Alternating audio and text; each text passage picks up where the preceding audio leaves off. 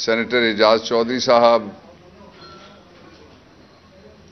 اور میڈم مسرت چیمہ صاحبہ اور لاہور کے جرنلسٹ، آج جب میں آپ سے بات کرنے لگا ہوں تو اس کے تین تناظر ہیں۔ ایک جو رات کو پاکستان تحریک انصاف کی جو سب سے بڑی باڈی ہے سینٹرل کور کمیٹی، اس کا اجلاس ہوا ہے، اس کے حوالے سے میں تھوڑی بات کروں گا۔ دوسرا، پاکستان میں اس وقت 1997 کا ایکشن ری پلے نون لیگ کر رہی ہے۔ وہ ملک کی اعلیٰ ترین عدلیہ پہ حملہ آور ہے اور پاکستان میں جو جنگ ہے اس کے دو فریق کہے جا سکتے ہیں۔ ایک طرف عدالت نے ابھی تک توہین عدالت کا کوئی نوٹس نہیں لیا، سب سے اعلیٰ ترین عدالت کے خلاف جو زبان استعمال ہو رہی ہے، اس کے خلاف جو الزامات لگائے جا رہے ہیں، یہ انگلش میں اس کو کہتے ہیں جوڈیشل ریسٹرینٹ، میں اس کا نام رکھتا ہوں عدالتی تدبر۔ اور دوسرے طرف جو آل شریف ہے اس کے منی لانڈرنگ کا تکبر ہے۔ یہ تدبر اور تکبر کا دونوں طرف جنگ بھی ہے اور امتحان بھی ہے۔ اس پہ مجھے پوری امید ہے کہ جو پاکستان کے لوگ، پاکستان کی وکیل برادری، اس بات سے قطع نظر کہ ان کا تعلق کس پولیٹیکل پارٹی کے ساتھ ہے، وہ سارے کے سارے آئین کی بالادستی کے لیے کھڑے ہیں۔ شریفوں کے تکبر اور عدالت کے تکبر میں سے دو تین ایشوز ہیں جو میں آپ کے سامنے ٹیگ کرنا چاہتا ہوں۔ سب سے پہلا ایشو یہ ہے کہ اس جنگ میں نواز شریف جیتنے کے لیے سارے حربے استعمال کرے گا۔ اور میں یہیں پہ ایک اور بات کہہ دوں، اس وقت پاکستان کے دو مفرور لندن میں ہیں۔ ایک مفرور وہ ہے جس کے اوپر یہ الزام ہے کہ اس نے پاکستان میں انسان مارے ہیں اور اس نے پاکستان کے اداروں کے اوپر حملہ کیا ہے۔ اس کا ابھی ٹرائل نہیں ہوا، اس کا ٹرائل ہونا باقی ہے۔ دوسرا جو مفرور ہے، اس نے پاکستان کے اندر 20 سے زیادہ اپنی غلط پالیسیوں اور بھائی کو جو وہ مشورے دیتا ہے ان کے نتیجے میں پاکستان میں پہلی دفعہ لوگ آٹے کی لائن میں اور راشن کی لائن میں قتل ہو گئے۔ ان میں بچے بھی شامل ہیں، ان میں مائیں بھی شامل ہیں، ان میں بیٹیاں بھی شامل ہیں اور ان میں جو گرینڈ مدرز ہیں وہ بھی شامل ہیں۔ یہ پاکستان کی کیا جنوب مشرقی ایشیا کی تاریخ میں ایسا کبھی بھی نہیں ہوا۔ اور اس کا سارا کریڈٹ اس کو جاتا ہے جس نے یہ کہا تھا کہ جو ہی ساگ ڈار آئے گا 100 روپے کا ڈالر ہو جائے گا، وڈا سائیں آئے گا تو میٹھے چاول کھلائے گا۔ افطاریاں بھی گزر گئیں، لوگوں کو میٹھے چاول کیا، ایک ایسا آٹا تقسیم کیا جا رہا ہے جس کے بارے میں رپورٹس ہیں کہ اس پہ لکھا ہوا ہے انفٹ فار ہیومن کنزمپشنز، کہ انسانوں کے کھانے کے لیے یہ گندم نہیں ہے۔ اس میں سے جو آٹا ہے، آپ روز دکھاتے ہیں میڈیا کے اوپر، لوگ آپ کو دکھا رہے ہیں کہ وہ آٹے کے نام پہ کیا ہے۔ آٹا پاکستان کی تاریخ کا سب سے میگا فراڈ ہے یہ والا، اس لیے کہ آپ ذرا کمپیریزن کر لیں، جب عمران خان کی طرف سے کھانا یا آٹا یا پیسے 14,000 روپیہ پر خاتون خانہ ان کو دیا جاتا تھا تو عزت سے ایک لائن میں ان کو یا کرسی پہ بٹھایا جاتا تھا یا کسی بلڈنگ میں بٹھایا جاتا تھا۔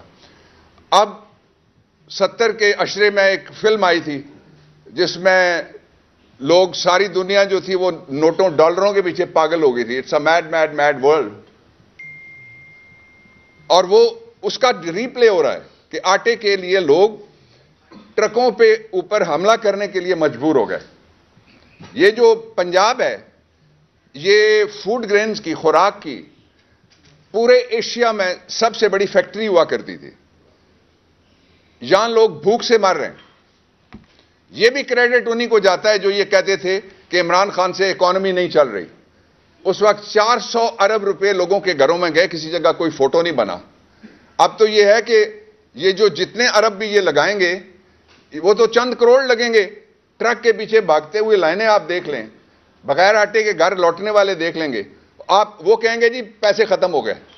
ان کے پیسے اس طرح سے ختم ہوتے ہیں اور اس سے تیزی سے اس طرح سے ہضم ہوتے ہیں، اور اس سے بھی تیزی سے اس طرح وہ بیرون ملک منی لانڈرنگ کے ذریعے سے منتقل ہو جاتے ہیں. ایک دوسرا یہ ہے کہ اس کا ایک بہت خوفناک اور نتیجہ، یہ تو عوام کے لیے بہت خوفناک نتیجہ جو نکل آیا، خوراک، مہنگائی، اور جو اکانومی ہے وہ ٹیل اپ ہیڈ ڈاؤن ہے، نیچے آ رہی ہے. ابھی اس کا میلٹ ڈاؤن شروع ہونے والا ہے. اس وقت کیا مہنگائی کی صورت ہوگی کوئی تصور بھی نہیں کر سکتا. مڈل کلاس کچلی گئی ہے. آپ جو تنخواہ دار لوگ ہیں، ہم جو پروفیشنل لوگ ہیں، کچلے گئے ہیں سارے. اس کے ساتھ ہی میں آپ کو سب سے خوفناک جو بات ہے اس وقت وہ میں آپ کے سامنے رکھنا چاہتا ہوں، آپ کے ذریعے قوم کے سامنے رکھنا چاہتا ہوں. پہلا، لوگ کہہ رہے ہیں اور کچھ لوگوں کے جو پیڈ کانٹینٹ والے ایجنٹس ہیں وہ بھی کہہ رہے ہیں کہ دیکھیے جناب، آئین میں کہاں لکھا ہوا ہے کہ الیکشن وقت پر ہوں؟ تو 90 دن کا مطلب کیا ہے؟ یہ آٹا ہے، یہ لکھا ہوا نا ٹائم، اس کو سن سیٹ کلوز کہتے ہیں. سن سیٹ کلوز جب لگی تھی جنرل باجوہ کی اپوائنٹمنٹ کے اوپر اور وہ ایکسٹینشن چاہ رہے تھے، تو جنرل باجوہ نے کیا کیا تھا؟ جنرل باجوہ نے منت کی تھی جا کے پولیٹیکل پارٹیز کی اور کہا تھا کہ آئینی ترمیم کرو، اور آئینی ترمیم ہوئی تھی یا ویسے ہی ان کو ایکسٹینشن ہو گئی تھی؟ تو آئینی ترمیم ہوگی. یہ جو قانون بنایا گیا ہے، اس قانون کا صرف اگر آپ سیکشن 7 دیکھیں، میں آپ سب سے عرض کرتا ہوں ضرور دیکھیں اور پڑھیں، تو آپ کو پتہ لگے گا کہ اس قانون کے پریمبل میں وہ جس میں لکھا ہوتا ہے reasons and objects of commission, ہم وہ آف دی ایکٹ، ہم وہ گورنمنٹ ہیں جس میں ایک رات میں ہم نے 32 قوانین فیٹف کے منظور کرائے قومی اسمبلی سے، اور 158 پاکستان تحریک انصاف کے دور میں نیشنل اسمبلی سے میں نے بل پاس کروائے. یہ ایک جو انہوں نے قانون بنایا اس کے 3 حصے ہیں. اس کا پہلا حصہ یہ ہے کہ اگر یہ کہتے ہیں، ان کی بات مان لی جائے کہ 90 دن میں الیکشن نہیں ہونے چاہیے، تو اس کا پہلا نتیجہ فیڈریشن کا سب سے بڑا ہاؤس ٹوٹے گا، سینٹ آف پاکستان. اس لیے ٹوٹے گا کہ سینٹ آف پاکستان کی جو کانسٹیچوئنسی ہے وہ آئی سی ٹی 4 صوبے ہیں، چاروں صوبوں کی برابر نمائندگی ہے. جو سب سے بڑا صوبہ ہے آبادی والا پنجاب اس کی، اور جو سب سے چھوٹا صوبہ ہے آبادی والا بلوچستان، ان کی وہاں نمائندگی برابر ہے. اس لیے اس کو ہاؤس آف فیڈریشن کہتے ہیں. وہ کیوں ٹوٹے گا؟ اس لیے کہ اگر 90 دن میں الیکشن نہیں ہوتے تو پھر جو الیکشن اگلے سال 2024 کی فیبری میں ہونے ہیں اور مارچ کے پہلے ہفتے میں، جن کے نتیجے میں چیئرمین سینٹ آنا ہے وہ نہیں آ سکے گا، ڈپٹی چیئرمین نہیں آ سکے گا، 50% لوگ ریٹائر ہونے ہیں، ان کی جگہ پر نہیں ہوگی، تو سینٹ ٹوٹ گیا. یہ ضیاء الحق صاحب کے بعد دوسری دفعہ سینٹ ٹوٹے گا، اور اس کا نتیجہ ہم ابھی تک بھگت رہے ہیں جو پہلی دفعہ ٹوٹا تھا. دوسری بات، آپ جو دسمبر کے مہینے کی تقریر نکالی ہے شیخ مجیب الرحمان کی، جس میں وہ کہہ رہا تھا کہ 300 سیٹوں میں سے 313 سیٹیں تھیں، 300 پہ انتخاب ہوا تھا. وہ کہتا ہے 186 میری ہیں، دوسرے سارے ملا کے 151 نہیں بنتے. 151 پہ گورنمنٹ بن رہی تھی. وہ کہہ رہا تھا میں آپ سے کیا مانگتا ہوں، کیوں مجھے گولیاں مارتے ہو، یہ میں نے تمہیں خرید کے دی ہیں. میں تم سے یہ مانگتا ہوں الیکشن کا نتیجہ مانو، پولیٹیکل انجینئرنگ بند کرو، لوگوں کے فیصلے کے مطابق جن کو ووٹ ملا ہے ان کو اقتدار دو. ہم نے اس کو اقتدار نہیں دیا،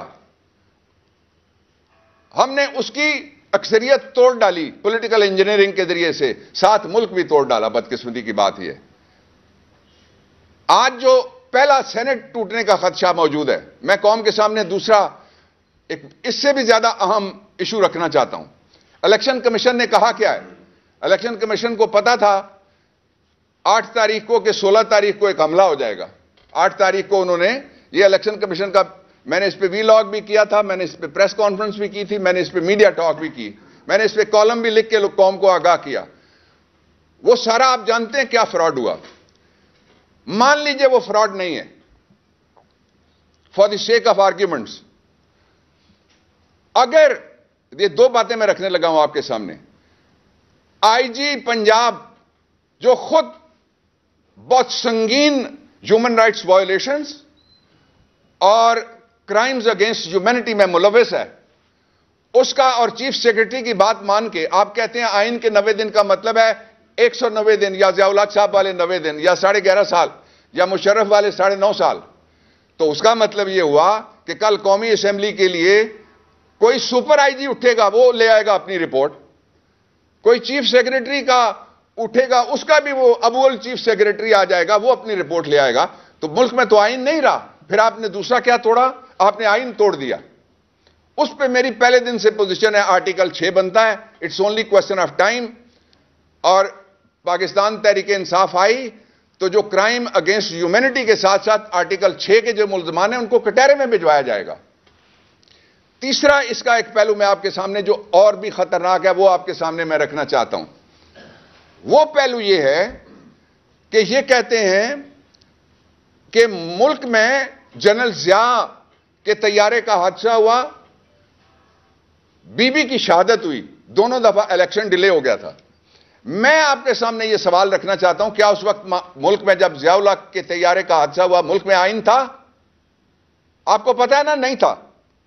آئین معطل تھا. کانسٹیٹیوشن واز ہیلڈ ان ابینس، تاکہ نشیاں پہ رکھا ہوا تھا 1973 کا متفقہ آئین. آئین نہیں تھا. مشرف کے دور میں جب بی بی کی شہادت ہوئی اس وقت بھی سپر ایمرجنسی میں ملک تھا. الٹرا کانسٹیٹیوشنل ماورائے آئین ایک نظام تھا. آپ کس چیز سے کس چیز کو کمپیئر کر رہے ہیں؟ آج آئین موجود ہے. اس لیے جو تیسرا نقطہ میرا یہ تھا کہ اگر کوئی شخص آئین کو نہیں مانتا اور وہ کہتا ہے کہ ان 2 مثالوں کو سامنے رکھ کے آپ آئین معطل کیے بغیر الیکشن آگے لے جاؤ تو وہ نہیں ہو سکتا. آئین کو جو معطل کرے گا اس کو قوم دیکھ لے گی انشاءاللہ العزیز. ہم بھی اس کو دیکھ لیں گے کہ کس طرح کوئی پاکستان میں آئین معطل کرتا ہے. چوتھی بات جو میں آپ کے سامنے رکھنا چاہتا ہوں وہ بھی بڑا خطرہ ہے جو پاکستان کے اوپر اس وقت منڈلا رہا ہے. اور وہ بڑا خطرہ کیا ہے؟ فیصلے کون کر رہا ہے؟ اسرائیل کے ساتھ ٹریڈ شروع ہو گیا. کیا کابینہ کا فیصلہ ہے؟ کیا نیشنل سیکیورٹی کونسل کا فیصلہ ہے؟ کیا پاکستان کی پارلیمنٹ کا فیصلہ ہے؟ کیا یہ وزارت خارجہ کا فیصلہ ہے؟ یا یہ بند کمرے کا کوئی فیصلہ ہے؟ آپ دیکھ لیں رات کو جو انفارمیشن سامنے آئی ہے آپ کے، وہ پوری قوم دیکھ رہی ہے. یہ غداری ہے فلسطین کے کاز سے، یہ غداری ہے قبلہ اول سے، اور یہ غداری ہے اس سارے موقف سے جو حضرت قائد اعظم علیہ رحمت نے اپنایا تھا کہ 2 nations theory with the capital of Palestinian in Jerusalem, کہ وہاں 2 اقوام لیکن جو قبلہ اول ہے اس کی وہ ہوگا فلسطین کا دارالخلافہ. یہ اس پورے کاز سے، قائد اعظم کے کاز سے بھی غداری ہے. اس کی وضاحت کریں خاص طور پہ وہ مولوی صاحب جو کہتے تھے عمران خان یہودیوں کا ایجنٹ ہے. اسرائیل میں کون سی ریاست ہے؟ کرسچن نو، بدھ نو، ہندو نو. میں اس سے آگے نہیں جاتا، میں سوال کر رہا ہوں کون سی ریاست ہے، ان کا کون ایجنٹ اس وقت گورنمنٹ میں بیٹھا ہوا ہے؟ اور اگر کوئی ایجنٹ نہیں ہے تو گرفتار کرو ان کو.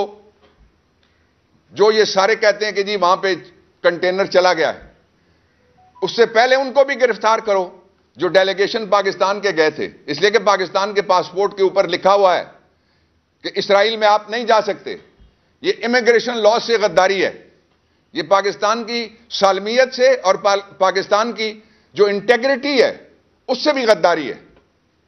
اور اس سے بڑی سنگین غداری اگر کوئی مادر وطن کی پوری تاریخ بدلنے کے لیے اکیلے کسی کمرے میں بیٹھ کے یا 10 بندے یا 50 بندے یا 80 بندے کیبنٹ کے بیٹھ کے فیصلہ کرتے ہیں اور ہمیں اندھیرے میں رکھا جاتا ہے قوم کو، تو یہ اندھیرے میں رہنے کا دور نہیں ہے. یہ دور، یہ بچے جو نوجوان بیٹھے ہوئے ہیں یہ صرف ٹیلی ویژن پہ ہمیں نہیں دکھاتے، یہ ہمیں 100 جگہ ان کے پاس اور فورم ہے جس میں یہ ہمیں دکھاتے ہیں ان سارے فورمز کے اوپر. دو باتیں آخری کر کے میں کوئی کوشچن ہوا تو میں لے لوں گا. پاکستان کے وکلا نے یہ فیصلہ کیا ہے کہ ہم آئین کی بالادستی اس کے لیے اور رول آف لا کے لیے ہم ہر قربانی دیں گے, ہر جد و جہد کریں گے. اور جو پہلا ہمارا لائرز کنونشن ہوا ہے اس کے جواب میں وہ جو خاتون پاکستان کے نظام عدل, وہ پاکستان کی گورننس, وہ پاکستان کی سیاست, وہ پاکستان کی ریاست کے اوپر جو فرائنگ پین سے گرم کر کے استری چلا رہی ہے, وہ یہ کہتی ہے کہ میں بھی اپنے سرکاری وکیلوں کا کنونشن کروں گی. ہم ججز سب کا احترام کرتے ہیں اس لیے کہ وہ سپریم کورٹ ہے, 1973 کے آئین میں دی ہوئی سپریم کورٹ ہے. 12 اپریل 1973 سے پاکستان میں نافذ شدہ آئین کی سپریم کورٹ ہے. ان سب کا احترام کیا جانا چاہیے. اور جو ان کے اندرونی معاملات ہیں ان کو پولیٹیسائز نہیں کرنا چاہیے. نواز شریف صاحب نے آخری بات میں کہنے لگا ہوں, کل نواز شریف نے کہا ہے مفرور, سزا یافتہ, سرٹیفائیڈ کرپٹ, منی لانڈرنگ کا مفرور, عدالتی مفرور کسی کے کہنے سے کوئی نہیں ہوتا. جس طرح کہنے سے اگر ہو تو آپ نے لطیفہ نہیں سنا کل کہ وہ جو فرائنگ پین والی استری والا ٹیم میں سے ایک خاتون کہہ رہی تھی کہ اگر کوئی الیکشن سے بھاگ رہا ہے تو وہ عمران خان ہے جو بھاگ رہا ہے. اس نے نواز شریف کا نام بھی عمران خان رکھ دیا, اس نے مریم نواز کا نام بھی وہی رکھ دیا, اس نے شہباز ہمیشہ کہتا تھا میرا نام بدل دینا, اس نے چچا کا نام بھی بدل کے رکھ دیا ہے. الیکشن سے بھاگنے والا عمران خان ہے. اداروں کی چھتری کے نیچے بڑی خوشروبی سے اپنی ان کی طرف بڑھ رہی تھی, وہ عدلیہ کے ساتھ یہ بگاڑ کیوں کر بیٹھی ہے, بگاڑ کیوں پیدا کر بیٹھی ہے؟ سر ان کا جو اسلوب تھا خوش اسلوبی کی بجائے وہ بد سلوکی اور بد اسلوبی کا آخری درجہ تھا. اس خوش اسلوبی کا نتیجہ یہ نکلا ہے کہ اس وقت پاکستان کا, جس طرح عمران خان نے کہا تھا نا, کوئی رہ تو نہیں گیا, کوئی ادارہ ایسا رہ گیا جس کو انہوں نے متنازع نہ بنا دیا ہو. کوئی پاکستان کی پالیسی, فورن پالیسی سمیت, ابھی میں نے اسرائیل والا ذکر کیا کہ ٹریڈ کھل گیا ہے, کوئی ادارہ رہ گیا ہے, کوئی ایسی جگہ جس کے اوپر کوئی کہے کہ میرا ٹرسٹ اور کانفیڈنس باقی ہے 100%. میں نہیں کہتا کہ 100% نو کانفیڈنس ہے, لیکن ٹرسٹ ڈیفیسٹ آیا ہے, بڑی بربادی نکلی ہے. اور پاکستان کو مزید بربادی سے روکنے کے لیے ایسٹ پاکستان والا تجربہ پولیٹیکل انجینئرنگ کا کہ 186 سیٹوں والے کو ہم نے اقتدار نہیں دینا اور اس کی جگہ ان کو اقتدار ہم نے دینا ہے, جو سارے ملا کے, اس لیے کہ پاکستان کے لوگ کسی بھی قربانی کے لیے, مجھے تو ڈر لگتا ہے کسی وقت, میں I am a grand father now اللہ تعالیٰ کی مہربانی سے, تو جب بچے چھوٹے چھوٹے آتے ہیں, کل بھی جب ہم باہر نکل رہے تھے تو اتنے بچے آتے ہیں, وہ کہتے ہیں میں مرنے کے لیے تیار. میں نے تو ایک کے منہ پہ ہاتھ رکھا, مجھے وہ میرے کلیجے پہ ہاتھ پڑا. دیکھ لیں لوگ کہاں پہنچ گئے, اور یہ کہتے ہیں کہ عمران خان الیکشن سے بھاگ رہا ہے. یہ جس دنیا میں رہتے ہیں اس دنیا میں ان کی جو آخری منزل ہوتی تھی میکڈونلڈ, وہاں بھی نہیں جا سکتے. یہ بتائیے گا جو بھی مذاکرات کی بات آ رہی ہے کہ بیہائنڈ دی کرٹن کچھ مذاکرات چل رہے ہیں, اور اس میں ایک پارٹی یہ چاہتی ہے کہ اسٹیبلشمنٹ بطور گارنٹر بیٹھے, اور ایک یہ چاہتی ہے کہ اسٹیبلشمنٹ بطور سٹیک ہولڈر بیٹھے, تو اس میں پی ٹی آئی کا سٹینڈ کیا ہے؟ دیکھیں میں تو کہتا ہوں کہ لاہور کا پریس کلب بیچ میں بیٹھ جائے, گارنٹر ہمیں کوئی نہیں چاہیے, ہمیں آئین پہ عمل درآمد چاہیے. یہ وہ ادارہ ہے, آپ لوگوں سے میرا 80s کا تعلق ہے, میرے جتنا وہاں کوئی مشکل دور میں بھی اور منسٹری میں بھی وہاں نہیں گیا ہوگا جتنا میں گیا ہوں بطور وکیل. تو اس لیے ہم آپ پہ بھی اعتبار کرتے ہیں. شرط ایک ہے, آئین نہیں توڑیں گے, نہ توڑنے دیں گے. ڈاکٹر صاحب یہ بتائیے گا کہ ایک بار پھر اسرائیل کے ساتھ تجارت کی خبریں آ گئی, آپ نے بھی بتایا, کیا پاکستان تحریک انصاف کی حکومت اور سابقہ army chief general Qamar Javed Bajwa کے درمیان جو اختلافات پیدا ہوئے, کیا وہ بھی اسی ایشو کے اوپر تھے کہ اسرائیل کو ساتھ تجارت اور معاملات کو بہتر کیا جائے؟ دیکھیں میں تو آخری چھوٹی میٹنگ میں بھی موجود تھا, آخری شب بھی موجود تھا, وہ ویڈیو بھی جب ہم نکل رہے ہیں, ایک ڈائری ہے عمران کے پاس, اس وقت بھی میں موجود تھا. اللہ تعالیٰ وہ مسلم امہ کی, صرف پاکستان کی نہیں, آخری امید ہیں. اللہ ان کو زندگی دے, لیکن سچ بولیا پامبڑ مچتا ہے.